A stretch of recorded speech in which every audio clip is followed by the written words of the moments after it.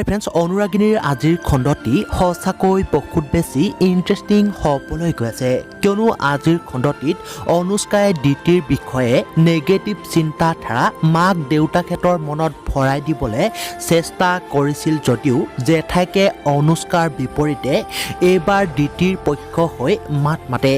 এতিয়া বাৰু অনুষ্কাৰ গুৰুত্ব ঘৰখনত নাইকিয়া হৈ যাবগে নেকি? আৰু আনফালে সপোনে আজি প্ৰিয়াংশীৰ কথা মতে নচলিলে চাকৰিটো হেৰুৱাব লাগিবই, লগতে প্ৰিয়াংশীকো হেৰুৱাব লাগিব বুলি কোৱাত আজি মাকক সপোনৰ পত্নীক আজিৰ পৰা একো শিক্ষা দিবলৈ নেলাগে বুলি ক'ব।